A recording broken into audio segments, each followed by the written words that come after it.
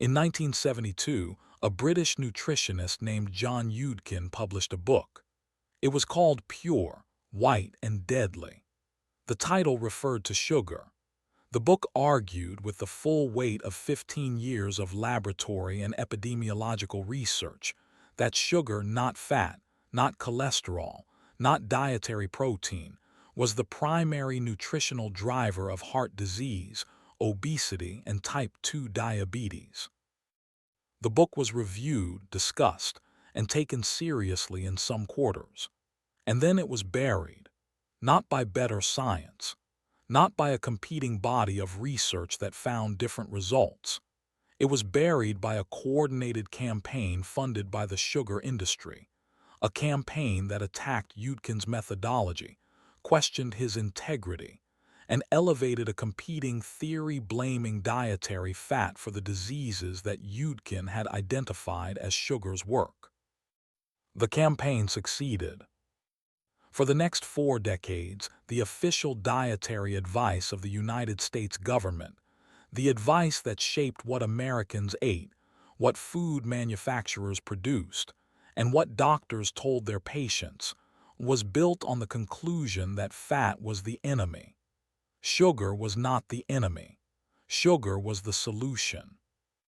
The obesity epidemic is the defining public health crisis of the 21st century. In the United States alone, more than 40% of adults are obese. Type 2 diabetes affects 37 million Americans. Metabolic syndrome affects approximately 1 in 3 American adults. The economic cost of obesity-related illness in the United States is estimated at over $1 trillion annually. These are not the results of individual failures of willpower, multiplied across hundreds of millions of people.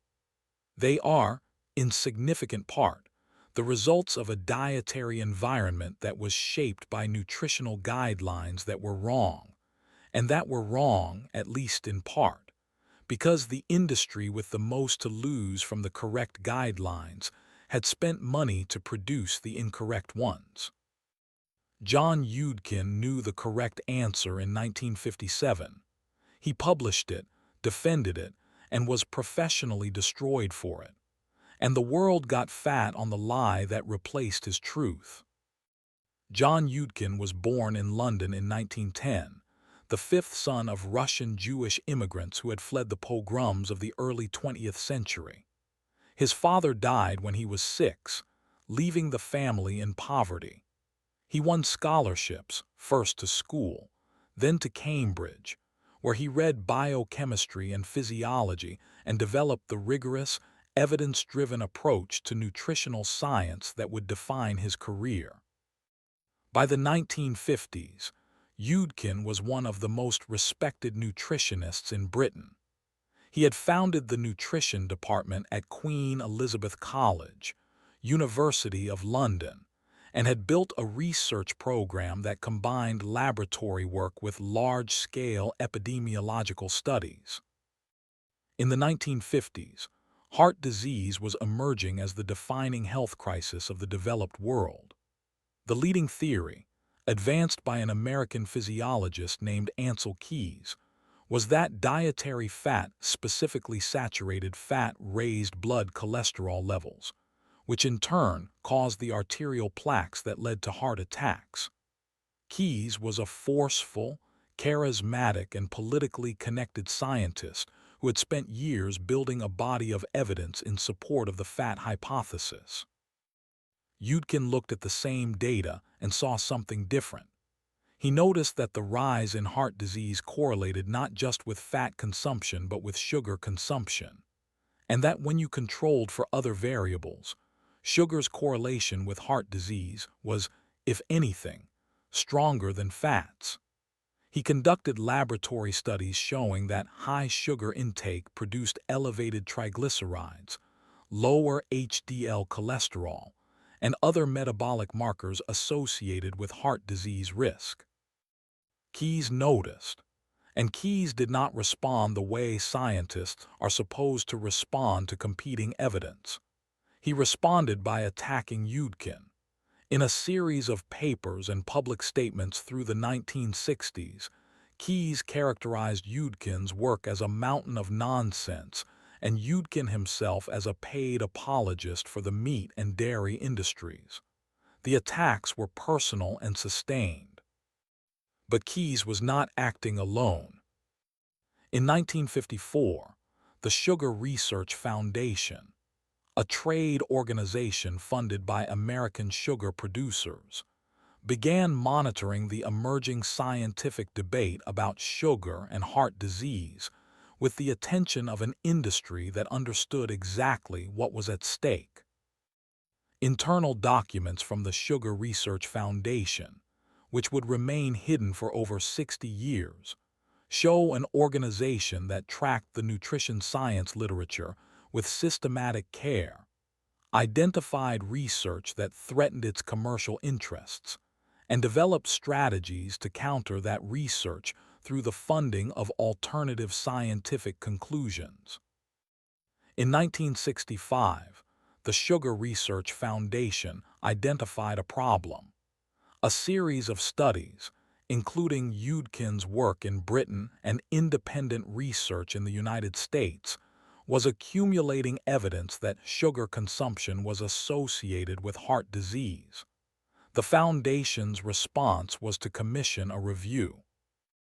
It approached two scientists at Harvard School of Public Health, Dr. Frederick Stare and Dr. Mark Hegsted, and a third researcher, Dr. Robert McGandy, and paid them to conduct a comprehensive review of the existing nutrition literature on dietary causes of heart disease.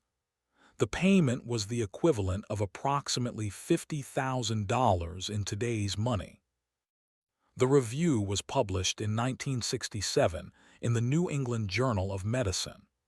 It concluded that the evidence linking dietary fat and cholesterol to heart disease was strong, and that the evidence linking sugar to heart disease was weak and inconsistent. It recommended that Americans reduce their fat intake. It did not disclose that the research had been funded by the sugar industry. In 1967, there were no requirements for researchers to disclose funding sources in academic publications. The conflict of interest was invisible to readers, to editors, and to the policymakers who would use the review's conclusions to shape dietary guidelines. Yudkin continued his research. He published Pure, White, and Deadly in 1972. The response from the sugar industry was immediate. The Sugar Association hired a public relations firm and launched a campaign to discredit the book.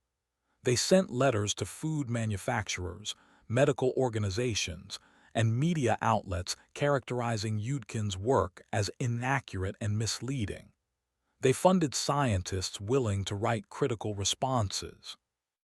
John Yudkin, who had spent his career in the measured world of academic research, found himself facing a machinery of institutional opposition that his scientific training had not prepared him to counter. By the mid-1970s, his reputation in mainstream nutrition science had been sufficiently damaged that his work was largely ignored by the bodies setting dietary policy. In 1977, the United States Senate Select Committee on Nutrition and Human Needs published dietary guidelines that recommended Americans reduce their fat intake and replace it with carbohydrates. The guidelines did not mention sugar as a significant health concern. The food industry responded with extraordinary commercial creativity. If fat was the enemy, fat could be removed from products, and the products could be marketed as healthy. Through the 1980s and 1990s, supermarket shelves filled with low-fat versions of everything. The fat that was removed was replaced, in most cases, with sugar, because without fat, food tastes like cardboard and sugar makes cardboard palatable. Americans ate less fat. They ate dramatically more sugar, and they got dramatically fatter. John Yudkin died in 1995.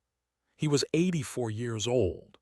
He had lived long enough to see the obesity epidemic begin its steep upward curve, to watch the low-fat food industry flourish on the guidelines his opponents had shaped, and to understand that the world was getting exactly the results his research had predicted. He did not live to see the documents. In 2016, a team of researchers at the University of California, San Francisco, led by Dr. Kristen Kearns, published a paper in JAMA Internal Medicine that changed the history of nutrition science. Kearns had spent years searching through archives and document collections, looking for the internal records of the sugar industry's scientific engagement program. She found them. The documents included the internal correspondence of the Sugar Research Foundation from the 1950s through the 1970s. They showed, in the industry's own words, the systematic strategy of identifying threatening research, funding alternative conclusions, and using scientific credibility to shape public policy in the industry's favor. They showed the payments to the Harvard scientists.